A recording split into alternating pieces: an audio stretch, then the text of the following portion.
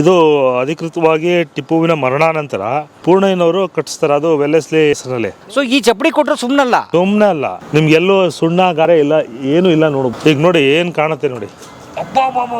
ಅದೇನೆ ನಿಮ್ಗೆ ಹೊರಗಡೆಯಿಂದ ನೋಡ್ಲಿಕ್ಕೆ ಒಂದ್ ಕಾಣ್ರೆ ಒಳಗಡೆಯಿಂದ ನಿಮ್ಗೆ ಇದ್ರ ಬ್ಯೂಟಿನೇ ಒಂಥರ ಇದೆ. ವೆಲ್ಲೆಸ್ಲಿ ಬ್ರಿಡ್ಜ್ದು ಶಂಕುಸ್ಥಾಪನಾ ಫೌಂಡೇಶನ್ ಸ್ಟೋನ್ ನೋಡ್ತಾ ಇರೋ ಸ್ನೇಹಿತರೆ ನೀವು ಇಲ್ಲಿ. ಅಂದ್ರೆ ಮುಮ್ಮಡಿ ಕೃಷ್ಣರಾಜ ಒಡೆಯರ್ ಅವರು ಟಿಪ್ಪು ಸತ್ತ 3 ವರ್ಷದ ನಂತರ ವೆಲ್ಲೆಸ್ಲಿ ಅವರ ಗೌರವಾರ್ಥ ಕಟ್ಟಿಸಿರುವಂತ ಬ್ರಿಡ್ಜ್, ವೆಲ್ಲೆಸ್ಲಿ ಬ್ರಿಡ್ಜ್ ಉದ್ಘಾಟನೆ ದಿನ ಹಾಕಿರೋ ಕಲ್ಲಿದ್ರು. ಕರ್ನಾಟಕದ ಇತಿಹಾಸದಲ್ಲಿ ಸ್ನೇಹಿತರೆ ಇಲ್ಲಿ ನೀವು ನೋಡ್ತಾ ಇರೋದು ಸ್ನೇಹಿತರೆ ವಿಶ್ವ ಪ್ರಸಿದ್ಧವಾದಂತಹ ವೆಲ್ಲೆಸ್ಲಿ ಸೇತುವೆ, ವೆಲ್ಲೆಸ್ಲಿ ಬ್ರಿಡ್ಜ್ ಅಂತ ಕರೀತಾರೆ ಸ್ನೇಹಿತರೆ. ಸೊ ಆ ವೆಲ್ಲೆಸ್ಲಿ ಬ್ರಿಡ್ಜ್ ಹತ್ರ ನಾವು ಬಂದ್ವಿ ಈಗ. ವೆಲ್ಲೆಸ್ಲಿ ಹೆಸರಲ್ಲೇ ವೆಲ್ಲೆಸ್ಲಿ ಇದೆಯಲ್ಲ, ಯಾರಿದು ವೆಲ್ಲೆಸ್ಲಿ, ಏನು ಕಥೆ, ಯಾವಾಗ ಕಟ್ಟಿದ್ರು, ಏನಿದು ಎಲ್ಲ ಇತಿಹಾಸ ನಾವು ಮಾತಾಡೋಣ ಸ್ನೇಹಿತರೆ. ಇದು ಕಾವೇರಿ ನದಿಗೆ ಅಡ್ಡಲಾಗಿ ಕಟ್ಟಿರುವಂತಹ ಒಂದು ಸೇತುವೆ, ಬ್ರಿಡ್ಜು. ಬನ್ನಿ ನೋಡಿ, ಆ ಬ್ರಿಡ್ಜ್ ಮೇಲೆ ನಾವು ಹೋಗ್ತಾ ಇದ್ದೀವಿ ಈಗ. ಅಲ್ಲಿ ಒಳಗಡೆ ಇಳಿದು ಕೆಳಗಡೆ ಹೋಗಿ ಏನೇನಾಗುತ್ತೆ ನೋಡೋಣ ಅಂತ ಬನ್ನಿ. ಈಗ ಈ ಕಾವೇರಿ ಒಳಗೆ ಬಂದರೆ ಎಷ್ಟು ಹತ್ರ ಬರುತ್ತೆ ನಿಮಗೆ? ಸುಮಾರು ಈ ದೇವಸ್ಥಾನ ಎಲ್ಲ ಮುಳುಗುತ್ತೆ, ಇಲ್ಲಿ ತನಕ ಎಲ್ಲ ಬರುತ್ತೆ. ದೇವಸ್ಥಾನ ಮುಳುಗೋಗುತ್ತೆ? ಹಿಂಗೆ ಮುಳುಗೋಗಿದೆ ಸುಮಾರು ಸತಿ, ಒಂದು ಸತಿ ಎಲ್ಲ 2 ಸತಿ. ಇದು ಅಧಿಕೃತವಾಗಿ ಟಿಪ್ಪುವಿನ ಮರಣಾನಂತರ ಪೂರ್ಣಯ್ಯನವರು ಕಟ್ಟಿಸ್ತಾರೆ, ಅದು ವೆಲ್ಲೆಸ್ಲಿ ಹೆಸರಲ್ಲಿ. ವೆಲ್ಲೆಸ್ಲಿ ಹೆಸರಿನಲ್ಲಿ ಕಟ್ಸೋಕೆ ಕಾರಣ ಏನಪ್ಪ ಅಂದರೆ, ಅವರು ಹೈದರಾಲಿ ಇಂದ ಹಿಡಿದು ಮುಮ್ಮಡಿ ಕೃಷ್ಣರಾಜ ಒಡೆಯರಿಗೂ ಇವರು ದಿವಾನರಾಗಿರ್ತಾರೆ. ಪೂರ್ಣಯ್ಯನವರು? ಹೌದು. ಅಂದರೆ ಮಂತ್ರಿ ಸ್ಥಾನ ಎಲ್ರಿಗೂ ಮಂತ್ರಿ ಸ್ಥಾನವಾಗಿ ಅವ್ರು ಮಂತ್ರಿಯಾಗೇ ಇರ್ತಾರೆ, ದಿವಾನರಾಗಿ. ರಾಜರುಗಳು ಬದಲಾವಣೆ ಆಗ್ತಿರ್ತಾರೆ, ಅದಕ್ಕೆ ಅನುಗುಣವಾಗಿ ಅವ್ರು ಆಡಳಿತ ನಡೆಸ್ಕೊಂಡು ಹೋಗ್ತಾರೆ. ಸೊ ಇದು 1804ನೇ ಇಸ್ವಿಯಲ್ಲಿ ಕಟ್ಟಿದಂಥ ಸೇತುವೆ, ಕಲ್ಲಿನ ಸೇತುವೆ. 1804ರಲ್ಲಿ, ಅಂದರೆ 230 ವರ್ಷ. ಹೌದು. ಇದೆಲ್ಲವೂ ಕೂಡ ಸಂಪೂರ್ಣವಾಗಿ ಕಲ್ಲಿನಿಂದ ನಿರ್ಮಾಣ ಆಗಿರೋಂಥ ಸೇತುವೆ. ನಿಮ್ಗೆಲ್ಲೂ ಸುಣ್ಣ ಗಾರೆ ಇಲ್ಲ, ಏನೂ ಇಲ್ಲ. ನೋಡ್ಬೋದು ನೋಡಿ ಇಲ್ಲಿ, ಇಲ್ಲಿಂದನೇ ನೋಡಿ. ಓಕೆ, ಇಲ್ಲಿಂದ ನೋಡಿ, ಕೆಳಗಡೆಯಿಂದ ನೋಡಿ. ನಿಮಗೆ ಯಾವುದೂ ಗಾರೆ ಹಾಕಿ ಮಾಡಿರೋದಲ್ಲ, ಎಲ್ಲ ಕಲ್ಲಿನ ಕಂಬಗಳನ್ನೇ, ಎಲ್ಲ ಕಾಡುಗಳನ್ನೇ. ನಿಮಗೆ ಈ ಕಲ್ಲಿನ ಸಪೋರ್ಟು ಹೆಂಗಿದೆ ಅಂದರೆ, ಕಲ್ಲು ಎಲ್ಲೂ ಜಗ್ಬಾರ್ದು, ಅದಕ್ಕೆ ಸಪೋರ್ಟಿವ್ ಆಗಿ ಇಲ್ಲಿಂದನೇ ಚಪ್ಪಡಿಗಳು ಕೊಟ್ಟಿದ್ದಾರೆ, ನೋಡ್ಬೋದು. ಇವು ನೋಡಿ, ಈ ಚಪ್ಪಡಿ ಕೊಟ್ಟರು ಸುಮ್ಮನೆ ಅಲ್ಲ, ಇದಕ್ಕೆ ಸಪೋರ್ಟಿಗೆ ಕೊಟ್ಟಿರೋದು. ನಿಮಗೆ ಈ ಕಲ್ಲುಗಳು ನೋಡಿ ಹೇಗೆ ಎಷ್ಟು ಗಟ್ಟಿಯಾಗಿರುವಂಥ ಕಲ್ಲುಗಳು. ನೋಡಿ, ಈ ಲೆಂತ್ ನೋಡ್ಕೊಂಬಿಡಿ, ಇದು ಈ ಚಪ್ಪಡಿಗಳ ಲೆಂತ್ ನೋಡ್ಕೊಳ್ಳಿ ನೀವು. ನಿಮಗೆ ಇಲ್ಲಿ ಸುಣ್ಣದ ಗಾರೆ ಹಾಕಿರೋದು, ಕೆಳಗಡೆ ಸಪೋರ್ಟ್ ಇದೆ. ಅಂದರೆ ನಿಮಗೆ ಉದ್ದಕ್ಕೂ ಅಗಲಕ್ಕೂ ಯಾವುದೇ ರೀತಿಯಾದಂಥ ಕಲ್ಲು ಜಗ್ಗಾಡಬಾರ್ದು, ಬೇಸ್ ಅಷ್ಟು ಗಟ್ಟಿಯಾಗಿರ್ಬೇಕು ಅನ್ನೋ ದೃಷ್ಟಿಯಿಂದ ಇದನ್ನ ಫುಲ್ ಕನ್ಸ್ಟ್ರಕ್ಷನ್ ಆ ಥರ ಇದೆ. ಮತ್ತು ನಿಮಗೆ ದೂರದಿಂದ ಇದನ್ನ ನೋಡೋದಕ್ಕೆ ಸಣ್ಣ ಕಂಬದ ಥರ ಕಾಣಿಸುತ್ತೆ. ಹೌದು, ದೂರದಿಂದ ನೋಡೋ ಚಿಕ್ಕ ಬ್ರಿಡ್ಜು. ಇದೇ ಥರ ಮಳವಳ್ಳಿಲಿ ಒಂದಿತ್ತು, ಅದು ನೀರು ಬಂದೇನೋ ಒಂದಷ್ಟು ಡ್ಯಾಮೇಜ್ ಆಗಿದೆ ಅಂತ ನಾನು ಕೇಳ್ಪಟ್ಟಿದ್ದೆ, ನೋಡಿದ್ದಿಲ್ಲ. ಇದು ಇನ್ನೂ ಹಾಗಿದೆ. ದುರ್ದೈವವಶಾತ್ ಇಲ್ಲಿ ಕಬ್ಬಣದ ಪಟ್ಟಿಗಳು ಕೊಟ್ಟಿದ್ರು ಮುಂಚೆ, ಆಗಿನ ಕಾಲದಲ್ಲಿ. ಎಲ್ಲಿ ಕೊಟ್ಟಿದ್ರು ಕಬ್ಬಣದ ಪಟ್ಟಿ? ಈಗ ಕಂಬಿ ಇಲ್ಲಿಂದ ಅಲ್ಲಿಗೆ, ಮತ್ತೆ ನಿಮಗೆ ಕಂಬಗಳಿಗೆ ಯಾವುದು ಅಲ್ಲಾಡಬಾರ್ದು ಅನ್ನೋ ದೃಷ್ಟಿನಲ್ಲಿ ಆ ಕಂಬಗಳ ಪಟ್ಟಿಗಳು ಕೆಲವು ಕಳವಾಗಿದ್ದಾವೆ, ಕಬ್ಬಣದ ಪಟ್ಟಿಗಳು. ಆಮೇಲೆ ಇನ್ನೊಂದು ಏನಪ್ಪ ಅಂದರೆ, ಈ ಥರ ಪ್ರವಾಹ ಬಂದಾಗ, ನದಿ ಪ್ರವಾಹ ಬಂದಾಗ ಈ ಥರ ಕೆಲವೊಂದು ಒಣಗೋಗಿರೋ ಮರ ಗಿಡಗಳು ಮತ್ತು ಅದರ ಬಳ್ಳಿಗಳೆಲ್ಲ ಬರ್ತವಲ್ಲ, ಇದು ಒಂದು ಫೈನ್ ಡೇ ಯಾರಾದ್ರೂ ಬೆಂಕಿ ಹಾಕ್ತಾರೆ, ಹಾಕಿದ್ರೆ ಕಲ್ಲುಗಳಿಗೆ ಎಫೆಕ್ಟ್, ಇದು ಕಲ್ಲು ಸೀಳ್ಬಿಡುತ್ತೆ. ಈಗ ಶಾಖಕ್ಕೆ ಅದು ಭಗ್ನ ಹಾಗೆ ಆಗುತ್ತೆ, ಏನೇ ಆದರೂ ಕಾಲಾಂತರದಲ್ಲಿ ಹಾಗೆ ಆಗುತ್ತೆ. ಸೊ ಇದನ್ನೇನು ಮಾಡಬೇಕು, ಇದಕ್ಕೆ ನೀರಾವರಿ ಇಲಾಖೆ ಅವ್ರು ಆಗ್ಬೋದು, ಪ್ರಾಚ್ಯವಸ್ತು ಇಲಾಖೆಯವ್ರು ಆಗ್ಬೋದು, ಇದನ್ನೆಲ್ಲ ತೆರವುಗೊಳಿಸ್ತಾ ಇರಬೇಕು ಅವಾಗವಾಗ. ಇಲ್ಲಾಂದರೆ ಯಾರೋ ಮಕ್ಕಳಾಟಿಕೆ ಅಥವಾ ಬಿಡಿ ಸೇದವರು ಸುಮ್ಮನೆ ಕಡ್ಡಿಗಿರ್ಬಿಟ್ರು ಬೆಂಕಿ ಹತ್ಕೊಳ್ಳುತ್ತೆ. ಈಗ ಈ ಕಸ ಎಲ್ಲ ಒಳಗೆ ಕೊಚ್ಕೊಂಡ್ಬಂತಲ್ಲ, ಕಾವೇರಿ ಒಳಗೆ ಬಂದಿದ್ದ ಬಂದಾಗ ಬಂದಲ್ಲಿ ಸಿಗಾಕೊಂಡು. ಹೌದು, ಬಂದಿದ್ದು ಅವಾಗಲೇ ಬಂದಿರೋದು ಇದು. ನೋಡಿ ಸ್ನೇಹಿತರೆ, ಇದು ಎಷ್ಟು ದೊಡ್ಡ ಮರದ ಬೊಡ್ಡೆ ನೋಡಿ. ಇದು ಈ ಮರದ ಬೊಡ್ಡೆ ಸರ್, ಇದೊಂದು ತುಂಬ ಒಂದು 300-400 ವರ್ಷದ ಮರದ ಬೊಡ್ಡೆ ಹೆಂಗೋ ಉರುಳೋಗಿದೆ, ಬಂದಿದೆ ನೋಡಿ, ಅದು ಕೊಚ್ಕೊಂಡು. ಅದು ಆಗಿರೋದು ಇಲ್ಲೇ ಎಲ್ಲ ಒಂದು ಪಕ್ಕದಲ್ಲಿ ಇರ್ತದೆ. ಮಳೆ ಬಂದಾಗ ಮಳೆ ನೀರು ಮತ್ತು ಈ ಒಟ್ಟಿಗೆ ಬಿಡ್ತಾರೆ ನೋಡಿ ಡ್ಯಾಮಿಂದ, ಅವಾಗ ಬಂದಿದೆ ಇದು ಕೊಚ್ಕೊಂಡು. ಅಂದರೆ ಆ ನೀರಿನ ಫೋರ್ಸಿಗೆ ಕೊಚ್ಕೊಂಡು ಬಂದಿದೆ ನೋಡಿ ಇಲ್ಲಿ. ಮತ್ತು ಅಲ್ಲಿ ನೋಡಿ, ಅಲ್ಲೆಲ್ಲ ಬಳ್ಳಿಗಳೆಲ್ಲ ಬಂದು ಸುತ್ಕೊಂಡಿರೋಂಥದ್ದು, ಒಂದು ದೊಡ್ಡ ಮರನೇ ಬಂದುಬಿಟ್ಟಿದೆ ನೋಡಿ ಇಲ್ಲಿ. ಸೊ ಆ ಥರದ್ದು. ಸೊ ಇದು 230-240 ವರ್ಷದ ಬ್ರಿಡ್ಜ್ ಸರ್ ಇದು. ಹೌದು, ಇದು ಮುಂಚೆ ಈಗೇನು ನಾವು ಬೆಂಗಳೂರು ಮೈಸೂರು ಹೆದ್ದಾರಿ ನೋಡ್ತೀವಿ, ಆಗ ಇದೇ ಹೆದ್ದಾರಿ, ಇದೇ ಹೈವೇ ಮೈಸೂರು ಬೆಂಗಳೂರಿಗೆ ಅವಾಗ ಇದಂತ ಇದೆ ಅಷ್ಟೇ. ಆ ಸೇತುವೆ ಕಟ್ಟಕ್ಕೆ ಮುಂಚೆ ಅದು ಕಾಣಿಸ್ತಾ ಇದೆಯಲ್ಲ, ಆ ಸೇತುವೆ ಎಲ್ಲ ಕಾಲಾಂತರದಲ್ಲಿ ಕಟ್ಸಿದ್ದು 60ನೇ ಇಸ್ವಿ ನಂತರ ಕಟ್ಸಿರೋದು. ಓಕೆ. ಇದು ಅದಕ್ಕೆ ಮುಂಚೆ ಇದ್ದಂಥ ಸೇತುವೆ. ಸೊ ಜನ ಮುಖ್ಯವಾಗಿ ಓಡಾಡ್ತಾ ಇದ್ದೆ ಇದೇ ಬ್ರಿಡ್ಜ್ ಮೇಲೆ. ಇದೇ ಬ್ರಿಡ್ಜ್ ಇಡೀ ಶ್ರೀರಂಗಪಟ್ಟಣ ಕನೆಕ್ಷನ್. ಶ್ರೀರಂಗಪಟ್ಟಣ ಅಲ್ಲ, ಮೈಸೂರಿಗೂ ಕನೆಕ್ಷನ್ ಇದೆ ಇದ್ದಿದ್ದಲ್ಲ. ಅಂದರೆ ಕಾವೇರಿ ದಾಟಕ್ಕೆ. ನಿಮ್ಗೆ ಇನ್ನೊಂದು ವಿಶೇಷ ಏನಪ್ಪ ಅಂದರೆ, ಒಂದಿನ ದಿನ ಯಾರು ಒಂದೇ ಸತಿ ಒಂದು ಸತಿ ಹಾದು ಹೋಗ್ತಾರೆ. ನಮ್ಮ ಶ್ರೀರಂಗಪಟ್ಟಣದ ದಿನ 2 ಸತಿ ಹಾಯಬೇಕು. ಒಂದು ಮೈಸೂರು ಕಡೆಯಿಂದ, ಒಂದು ಬೆಂಗಳೂರು ಮಾರ್ಗವಾಗಿ ಹೋಗೋವಂಥದ್ದು. 2 ದ್ವೀಪ ಅಲ್ವೇ, ದ್ವೀಪ. ಅದೊಂದು ವಿಶೇಷ ಶ್ರೀರಂಗಪಟ್ಟಣದಲ್ಲಿ. ಸೊ ಈ ವೆಲ್ಲೆಸ್ಲಿ ಬ್ರಿಡ್ಜ್ ಒಂದು, ಇನ್ನೊಂದು ಬ್ರಿಡ್ಜು ಸಾಯಿಬಾಬನ ದೇವಸ್ಥಾನ ಆದಮೇಲೆ ಸಿಗುತ್ತೆ ನೋಡಿ, ಪಶ್ಚಿಮವಾಹಿನಿ ಬ್ರಿಡ್ಜು. ಮತ್ತು ಇನ್ನೊಂದು ಸಾಯಿಬಾಬನ ದೇವಸ್ಥಾನದಲ್ಲಿ ಇದು ಆಶ್ರಮ ಇದೆಯಲ್ಲ, ಪಕ್ಕದಲ್ಲಿ ಇನ್ನೊಂದು ಬ್ರಿಡ್ಜ್ ಇದೆ. ಸೊ ಇದೇ ಕಾಲದವು? ಇಲ್ಲ, ಇದು ಅದಕ್ಕಿಂತ ಹಳೇದು. ರಣಧೀರ್ ಕಂಠೀರವರು ಕಟ್ಸಿರೋದು. ಅದೇ ನಾಲೆ ಹೋಗುತ್ತೆ ಅಂತ ಹೇಳಿದ್ನಲ್ಲ, ನದಿ ಮೇಲೆ ನಾಲೆ ಹೋಗುತ್ತೆ ಅಂದಲ್ಲ, ಅದು ಸ್ಥಳೀಯ ಕಲ್ಲುಗಳೇ ಎಲ್ಲ ಕಾಡುಗಲ್ಲುಗಳು. ಎಲ್ಲಿಂದ ತಂದ್ರೋ ಅದ್ರ ಬಗ್ಗೆ ಮಾಹಿತಿ ಇಲ್ಲ. ಬಟ್ ಇವೆಲ್ಲವೂ ಕೂಡ ಒಂದು ಸಿಂಗಲ್ ಪೀಸೇ. ಒಂದು ಪೀಸ್ ನೋಡಿ, ಇಷ್ಟು ಇಲ್ಲಿಂದ ಒಂದು ಪೀಸ್ ಹಾಕೊಂಡು ಕಟ್ಟಿರೋದು ಪೂರ್ತಿ ನೋಡಿ. ಇದು ಕೆಳಗಡೆ ಬೇಸಿನ್ ಎಷ್ಟು ಅಡಿ ಇದೆ ಗೊತ್ತಿಲ್ಲ. ಈಗ ನಮ್ಮ ಕಣ್ಣು ಕಾಣ್ತಾ ಇರೋದು ಇಲ್ಲಿಂದ ಸುಮಾರು ಒಂದು 10 ಅಡಿ ಎಷ್ಟು ಅಂತ ಅನ್ಕೊಂಡ್ರು, ಇನ್ನೊಂದು 5 ಅಡಿ ಕೆಳಗಡೆ ಹೋಗಿರುತ್ತೆ ಖಂಡಿತ. ಜೊತೆಗೆ ಇಂಟರ್ಲಾಕ್ ಇದ್ರೂ ಇರಬೇಕು. ಉದಾಹರಣೆಗೆ ಈ ಕಲ್ಲು ಯಾವ್ದು, ಈ ದೊಡ್ಡ ಕಲ್ಲು, ಅದ್ರ ಕೆಳಗಡೆ ಈ ಕಲ್ಲು, ಇವೆಲ್ಲ ಒದೆಗಲ್ಲುಗಳು. ಅಂದ್ರೆ ನಿಮ್ಗೆ ಸಪೋರ್ಟಿವ್ ಕಲ್ಲುಗಳು. ನಿಮ್ಗೆ ಅದ್ರ ಬಗ್ಗೆ ಆ ಕಡೆ ಹೇಳ್ತೀನಿ. ಇದೆಲ್ಲ ಸ್ವಲ್ಪ ಗಲೀಜು. ಬೆಳಗ್ಗೆ ಸಂಡಾಸ್ ಮಾಡಕ್ಕೆ ಉಪಯೋಗಿಸ್ತವ್ರೆ ನೋಡಿ. ಇಲ್ಲಿ ಬನ್ನಿ ನೋಡಿ, ಈ ಲೈನಲ್ಲಿ ನೋಡಿ, ನೀವು ಒದೆಗಲ್ಲುಗಳು ಹಾಕಿರೋದು. ಅಂದರೆ ಸಪೋರ್ಟಿವ್ಗೆ, ಸ್ಟ್ರೆಂತ್ಗೆ ನಿಮಗೆ ಈ ಕಲ್ಲುಗಳು ಕೊಟ್ಟಿದ್ದಾರೆ. ಎಲ್ಲಿ ತನಕ ಲೆಂತ್ ಇದೆ ನೋಡಿ. ಅಬ್ಬಾ, ಈ ಕಲ್ಲು ಹಿಂಗೆ ಸಪೋರ್ಟಿಗೆ ಕೊಟ್ಟವ್ರೆ. ಉದಾಹರಣೆಗೆ ನಾವು ಯಾವುದೋ ಒಂದು ತೋಟಕ್ಕೆ ಬೇಲಿ ಹಾಕ್ಬೇಕಾರೆ ಮುಳ್ತಂದಿ ಕಟ್ತಾರಲ್ಲ, ಅವಾಗಲೂ ಸಪೋರ್ಟ್ ಕೊಡ್ತಾರೆ. ನೀವು ಶ್ರವಣಬೆಳಗೊಳದಲ್ಲಿ ಒದೆಗಲ್ಲು ಬಸದಿ ಅಂತಲೇ ಇದೆ, ಬೆಟ್ಟದ ಮೇಲೆ ಕಟ್ಟಿರೋದು. ಆ ಒಂದು ಬೆಟ್ಟದ ಮೇಲೆ ಕಟ್ಟಿರೋದಕ್ಕೆ ಒದೆಗಲ್ಲು ಇದೇ ಥರನೇ ಕೊಟ್ಟಿದ್ದಾರೆ, ಈ ಥರ ಸಾಲಾಗಿ.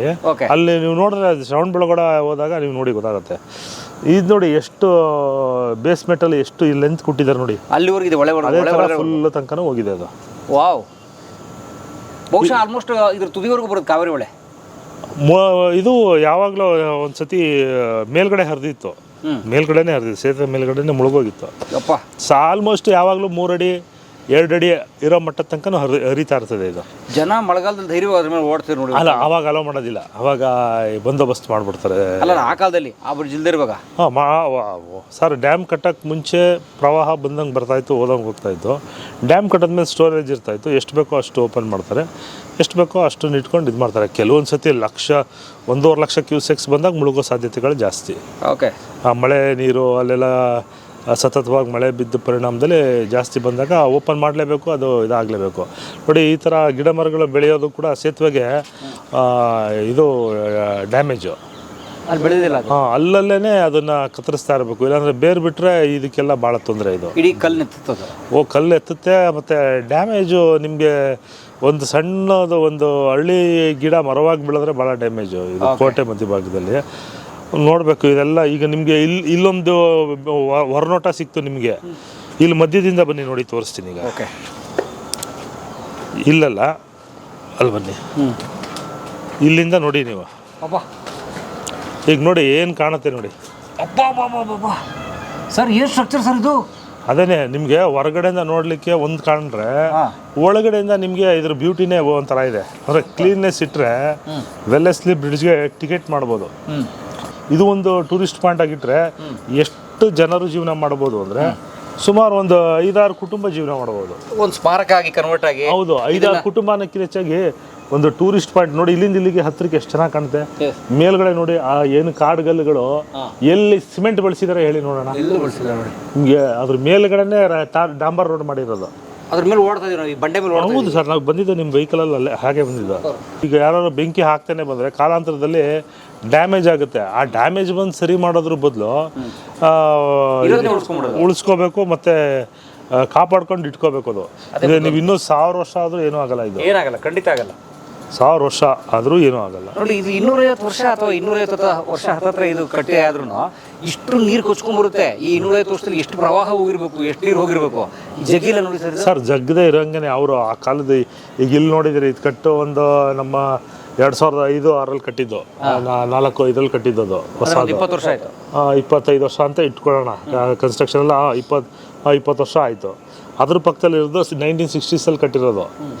ಇದು ಕಟ್ಟಿಸಿದ್ದು 1804 1804 ಅದು ಏನೂ ಇಲ್ಲದೆ, ಆಗಿನ ಕಾಲದ JCB ಇಲ್ಲದೆ ಅಥವಾ ಮತ್ತೊಂದು ಆಧುನಿಕ ಉಪಕರಣಗಳಿಲ್ಲದೆ ಕಟ್ಸಿರೋಂಥದ್ದು.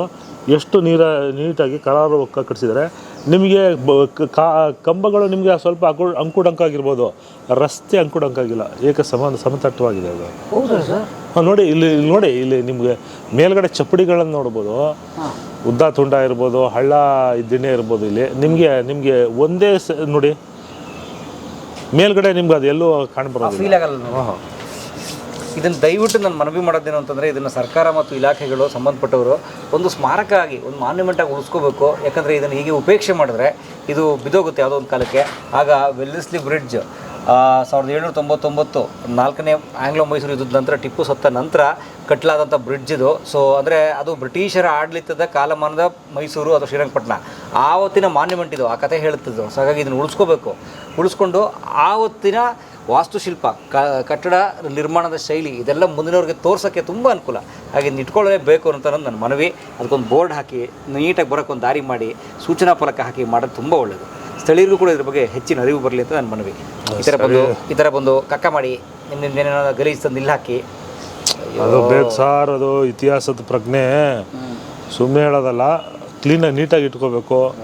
ಆಮೇಲೆ ನಾವು ಕಾವೇರಿ ಮಾತೆ, ಕಾವೇರಿ ನದಿ ಅವೆಲ್ಲ ಅಂತೀವಿ, ಅದನ್ನೇ ಗಲೀಜು ಮಾಡ್ತಿದ್ದೀವಿ. ಅಲ್ಲಿ ಬರೋರು ಸೇತುವೆ ಮೇಲೆ ಪ್ಲಾಸ್ಟಿಕ್ ಸಮೇತ ಹೂಗಳು ಹಾಕ್ತಾರೆ, ಫೋಟೋಗಳು ತಂದು ಗಾಜು ಸಮೇತ ನದಿಗೆ ಹಾಕ್ಬಾರ್ದು. ಅದು ನದಿನ ಇನ್ನೂ ಗಲೀಜು ಮಾಡ್ದಂಗೆ. ಪೂಜೆ ಹೂವುಗಳು ಹಾಕಿದ್ರೆ ತೊಂದರೆ ಇಲ್ಲ. ಸೊ ಇದೆಲ್ಲ ಹಾಕ್ಬಿಟ್ರೆ ಭಾಳ ಇದಾಗುತ್ತೆ, ನದಿ ಕಲುಷಿತ ಆಗ್ತದೆ. ನಾವೀಗ ನಿಂತಿರೋ ಜಾಗದಲ್ಲಿ ಸ್ನೇಹಿತರೆ, ನಾವು ನಿಂತಿರುವ ನಮ್ಮ ತಲೆಯಿಂದ ಮೇಲೆ ಸುಮಾರು ಒಂದು 15 ಅಡಿ ಮೇಲ್ಗಡೆ ನೀರು ಹೋಗುತ್ತದೋ, ಅಷ್ಟು ದೊಡ್ಡ ನೀರು ಹೋಗುವಂಥ ಜಾಗ ಇದು ಕಾವೇರಿ. ಸಿನಿಮಾ ಬಗ್ಗೆ ಹೇಳ್ತಾ ಇದ್ದೀನಿ, ನಾವು ಸಿನಿಮಾ ಶೂಟ್ ಆಗಿದೆ ಅಂತ. ಯಾವ ಸಿನಿಮಾ ಸರ್? ಭಾಳಷ್ಟು ಅದೇ BC ಪಟೇಲ್ದು ಕೌರವ, ಆಮೇಲೆ ಮುತ್ತು ರಜನಿಕಾಂತ್ ಅವ್ರದ್ದು ಇಲ್ಲೇ ನಡೆದಿರೋದು.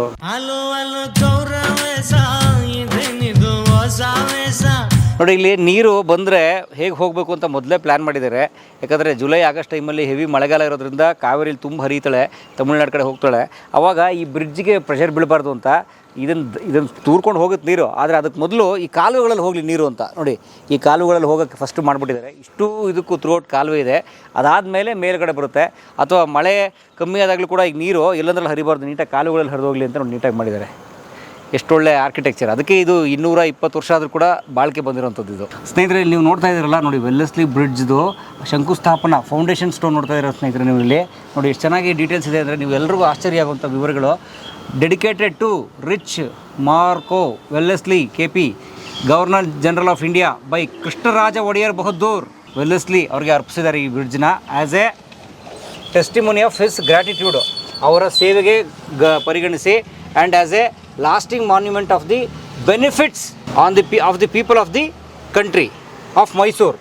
Began August 1802 ನೋಡಿ, ಶುರು ಮಾಡಿರೋದು ಆಗಸ್ಟ್ 1802ರಲ್ಲಿ, ಫಿನಿಶ್ಡ್ ಅಕ್ಟೋಬರ್ 1804. ಅಂದರೆ ಕರೆಕ್ಟಾಗಿ 2 ವರ್ಷ 3 ತಿಂಗಳು ಟೈಮ್ ತೊಗೊಂಡು ಕಟ್ಟಿರೋಂಥ ಬ್ರಿಡ್ಜ್ ಇದು, Wellesley bridge, under the care of Purnaiah Dewan. ಜೊತೆಗೆ ಅದು ಪರ್ಷಿಯನ್ ಅಥವಾ ಉರ್ದು ಭಾಷೆನಲ್ಲೂ ಕೂಡ ಅದಕ್ಕೆ ಅದೇ ಸೇಮ್ ವಿಷಯ ಬರೆಸಿದ್ದಾರೆ. ಅಂದರೆ ಕೃಷ್ಣರಾಜ ಒಡೆಯರ್ 3 ಅಂದರೆ ಮುಮ್ಮಡಿ ಕೃಷ್ಣರಾಜ ಒಡೆಯರ್ ಅವರು ಟಿಪ್ಪು ಮರಣ ನಂತರ, ಟಿಪ್ಪು ಸತ್ತ 3 ವರ್ಷದ ನಂತರ ವೆಲ್ಲೆಸ್ಲಿ ಅವರ ಗೌರವಾರ್ಥ ಕಟ್ಟಿಸಿರುವಂಥ ಬ್ರಿಡ್ಜ್, ಜೊತೆಗೆ ಜನರಿಗೂ ಉಪಯೋಗ ಆಗಲಿ ಅಂತ ಕಟ್ಟಿಸಿರುವಂಥ ಬ್ರಿಡ್ಜ್ ಇದು. ಅದಕ್ಕೆ ಅಂಡರ್ ದಿ ಕೇರ್ ಆಫ್ ದಿವಾನ್ ಪೂರ್ಣಯ್ಯ ಅಂತ ಹಾಕಿರೋದು. ಅವರು ಮುಮ್ಮಡಿ ಕೃಷ್ಣರಾಜ ಒಡೆಯರು. ನಾಲ್ವಡಿ ಕೃಷ್ಣರಾಜ ಒಡೆಯರ್ ಅವರು ಹುಟ್ಟಿದ್ದು 1884ರಲ್ಲಿ, ಅವ್ರ ಮರಣ ಹೊಂದಿದ್ದು 1940ರಲ್ಲಿ. ಮುಮ್ಮಡಿ ಕೃಷ್ಣರಾಜ ಒಡೆಯರು 1794ರಲ್ಲಿ ಹುಡ್ತಾರೆ. ಅಂದರೆ ಅವರು ಪಟ್ಟಕ್ಕೆ ಕೂತಾಗ 5-6 ವರ್ಷ ಅಂತ ಹೇಳ್ತಾರೆ. ಅಂದರೆ ಅವ್ರು ಇನ್ನೂ ಚಿಕ್ಕ ವಯಸ್ಸಿನವ್ರು ಇದ್ದಾಗ, ಅಂದರೆ 1804ರಲ್ಲಿ ಅವ್ರಿಗೆ ಅಷ್ಟು ವಯಸ್ಸಾಗಿರಲ್ಲ. ದಿವಾನ್ ಪೂರ್ಣಯ್ಯ ಅವರ ಗೈಡೆನ್ಸ್ ಅಲ್ಲೇ ಇದೆ ನೋಡಿ, under the care of Purnaiah ಅಂತ ಇದೆ ಅಲ್ಲಿ. ಎಷ್ಟು ಒಳ್ಳೆ ಕಲ್ಲು ನೋಡಿ ಇದು ಸ್ನೇಹಿತರೆ. ಇದು ಕರೆಕ್ಟಾಗಿ 1802 ಅಂತಂದರೆ, ಈಗ ನಾವು 2025ರಲ್ಲಿ ನಿಂತಿದ್ದೀವಿ. 1902 2002 200 ವರ್ಷ ಅಲ್ಲಿಗೆ ಆಗೋಯ್ತು, ಪ್ಲಸ್ 25. ವೆಲ್ಲೆಸ್ಲಿ ಬ್ರಿಡ್ಜ್ ಉದ್ಘಾಟನೆ ದಿನ ಹಾಕಿರೋ ಕಲ್ಲಿದ್ದು ನೋಡಿ, ಇದು ಎಷ್ಟು ಚೆನ್ನಾಗಿದೆ ಇದು. ಅಂದರೆ ಎಷ್ಟು ಒಳ್ಳೆ ದಾಖಲೆ ಅಂತಂದರೆ ಸ್ನೇಹಿತರೆ, ತುಂಬ ಅದ್ಭುತವಾದ ರೋಚಕವಾದ ದಾಖಲೆ. ಶಂಕುಸ್ಥಾಪನೆ ಕಲ್ಲಿಗೆ ನಿಜವಾಗ್ಲೂ ಅಥವಾ ಉದ್ಘಾಟನೆ ಕಲ್ಲಿಗೆ ಎಷ್ಟು ಮಹತ್ವ ಇದೆ ಅಂತ ನೋಡಿಲಾಗ್ತದೆ. ಅಲ್ಲಿ ಯಾರ್ಯಾರಿದ್ದಾರೆ, ಗವರ್ನರ್ ಜನರಲ್ ಆಫ್ ಇಂಡಿಯಾ, ಅವಾಗ ಇಂಡಿಯಾನ ಬ್ರಿಟಿಷ್ನವರು ಆಳ್ತಿದ್ರಲ್ಲ, ಗವರ್ನರ್ ಜನರಲ್ ಆಫ್ ಇಂಡಿಯಾಗೆ ನಾನು ಧನ್ಯವಾದ ಹೇಳುತ್ತಾ ಆನ್ ಹಿಸ್ ಗ್ರ್ಯಾಟಿಟ್ಯೂಡ್ ಮುಮ್ಮಡಿ ಕೃಷ್ಣರಾಜ ಒಡೆಯರಾದ ನಾನು ದಿವಾನ್ ಪೂರ್ಣಯ್ಯ ಅವರ ನಿರ್ವಹಣೆಯಲ್ಲಿ, ಉಸ್ತುವಾರಿಯಲ್ಲಿ, ಅವರ ಮೇಲ್ವಿಚಾರಣೆಯಲ್ಲಿ ಈ ಬ್ರಿಡ್ಜನ್ನು ಕಟ್ಟಿಸಿದ್ದೀನಿ ಅಂತ ಹೇಳಾಗ್ತಿರುವಂಥ ಬ್ರಿಡ್ಜ್. ಸುಮಾರು 220 ವರ್ಷಗಳ ಹಿಂದೆ 1799ರ 4ನೇ ಆಂಗ್ಲೋ ಮೈಸೂರು ಯುದ್ಧದಲ್ಲಿ ಟಿಪ್ಪು ಹತನಾದ ನಂತರ 3 ವರ್ಷಕ್ಕೆ ಕಟ್ಟಿರುವಂಥ ವಿಶ್ವಪ್ರಸಿದ್ಧ ವೆಲ್ಲೆಸ್ಲಿ ಸೇತುವೆ ಮೇಲೆ ನಾನು ನಮ್ಮ ಮದನ್ ರಾವ್ ಸರ್ ಬರ್ತಾ ನಿಮಗೆ ಒಂದನೇ ಧನ್ಯವಾದ ಹೇಳ್ತಾ ಇದ್ದೀವಿ ಸ್ನೇಹಿತರೆ. ಯಾಕೆ ಗೊತ್ತಾ, ಶ್ರೀರಂಗಪಟ್ಟಣದ ಇತಿಹಾಸವನ್ನು ನೋಡಿದ ನಿಮ್ಗೆಲ್ರಿಗೂ ಅನಂತ ಧನ್ಯವಾದ. ಇತಿಹಾಸ ಆಸಕ್ತರಿಗೆ, ಇತಿಹಾಸದ ಪುಟಗಳಿಗೆ ಬಂದದಕ್ಕೆ ಧನ್ಯವಾದ ಹೇಳ್ತಾ ಸ್ನೇಹಿತರೆ, ಇತಿಹಾಸ ಅಂತನ್ನೋದು ಹಿಂದಿನವರ ಬದುಕು ಹೇಗಿತ್ತು ಅಂತ ನೋಡ್ತಾ ನಾವು ನಮ್ಮ ಬದುಕನ್ನು ಹೇಗೆ ಕಟ್ಕೋಬೇಕು ಅಂತ ಇರೋದಕ್ಕೆ ಒಂದು ಮಾರ್ಗಸೂಚಿ ಅನ್ನೋದು ನನ್ನ ಅಭಿಪ್ರಾಯ. ಧನ್ಯವಾದ ಮದನ್ ರಾವ್ ಸರ್ಗೆ. ಸರ್ ತುಂಬ ಥ್ಯಾಂಕ್ಸ್ ತಮಗೆ. ಬನ್ನಿ ಸರ್, ನಮ್ಮೂರನ್ನ ನೀವು ನಿಮ್ಮ ಮಾಧ್ಯಮದಲ್ಲಿ ಹೆಚ್ಚಿನ ಪ್ರವಾಸಿಗರು ಮತ್ತು ಪ್ರವಾಸಿಗರಿಗೆ ಪ್ರವಾಸಿ ಸ್ಥಳದ ಅರಿವು ಮೂಡಿಸ್ತಾ ಇರೋದಕ್ಕೆ ನಮ್ಮ ಊರ ಕಡೆಯಿಂದ ನಿಮಗೂ ಧನ್ಯವಾದಗಳು. ಧನ್ಯವಾದ ಮದನ್ ರಾವ್ ಅವ್ರಿಗೆ. ಆ್ಯಂಡ್ ನೀವು ಕೂಡ ಅಷ್ಟೇ ಶ್ರೀರಂಗಪಟ್ಟಣ, ಮೈಸೂರು ಇತ್ಯಾದಿ ಪ್ರವಾಸಿ ತಾಣಗಳಿಗೆ ಬಂದರೆ ಪ್ರಸಿದ್ಧವಾದ ಪ್ರವಾಸಿ ತಾಣಗಳ ಜೊತೆಗೆ ಈ ರೀತಿಯ ಆಫ್ ಬೀಟ್ ಪ್ರವಾಸಿ ತಾಣಗಳನ್ನು, ಇತಿಹಾಸದ ಜಾಗಗಳನ್ನು ನೋಡಿ ಮಕ್ಕಳಿಗೂ ತೋರಿಸಿ ಅಂತ ಕೇಳ್ಕೊತಾ ಸಂಜೆ 5 ಗಂಟೆ ಆಯಿತು, ಸೂರ್ಯ ಮುಳುಗ್ತಾ ಇದ್ದಾನೆ, ನಾವು ಹೋಗಿ ಬರ್ತೀವಿ. ನಿಮ್ಮೆಲ್ರಿಗೂ ನಮಸ್ಕಾರ, ಬಾಯ್.